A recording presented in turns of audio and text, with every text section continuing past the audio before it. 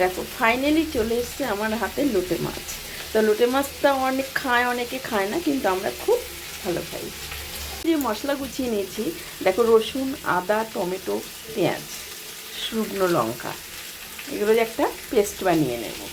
Finally মশলাটা ready, ওটা দিয়ে দিচ্ছি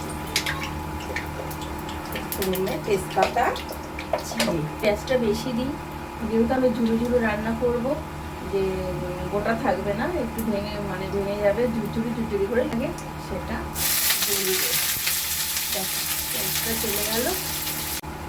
দেখো পেঁয়াজটা ভাজা হয়ে গেছে, তার মধ্যে দেখো কটা কাঁচা লঙ্কাও দিয়ে দিয়েছি চিড়ে চিড়ে।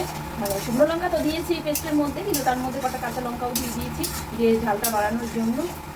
দেখো পেঁয়াজটা একটু লাল লাল করে ভাজা হয়ে গেছে, এর মধ্যে চলে যাচ্ছে মশলাটা। আমি তো মশলাটা আগে কষে নিই, তো মশলাটা আমি দিয়ে দিয়েছি। মশলাটা কষে দেখো মশলাটা কেনায় মশলা হয়ে গেল, মশলাটা দিয়ে তেল ছেড়ে দিয়েছি, তেল ছেড়ে দিয়েছে। এবার চলে যাবে নুন।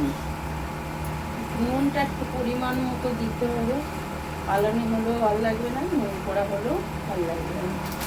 তো নুনটা যাওয়ার পরে তারপরে চলে যাচ্ছে হলুদ, হলুদের গুঁড়োটা চলে যাচ্ছে। হলুদের গুঁড়োটা যাওয়ার পরে একটু নাড়ানোর পরে মশলাটার একটা কালার চলে এসেছে। দেখো কি সুন্দর একটা কালার চলে এসছে। লোটে মাছটা চলে যাবে ফাইনালি। লোটে মাছটা আমি টুকরো করিনি, মানে ছোটো ছোটো লোটে মাছটা, কিন্তু লোটে মাছটা খুবই ভালো শক্ত আছে, তো তাই জন্য আমি টুকরো করিনি, টুকরো টুকরো করা হয়নি।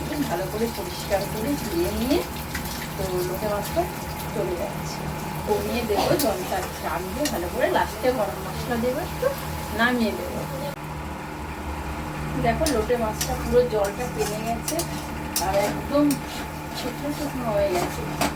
তো এইভাবে না করলে লোটে মাছটাকে এইভাবেও ভালো লাগে, অনেকে গোটা করে সেটাও খেতে ভালো লাগে। তো আমি ফাইনালি আমি এইভাবেই বেশি করি, গোটাটা বেশি কম করি। তো এখন একটু গরম মশলা দেবো, গরম মশলা দিয়ে নামিয়ে দেবো। কেমন হলো রান্নাটা তোমরা একটু কমেন্ট করো। আজ আসি, টাটা।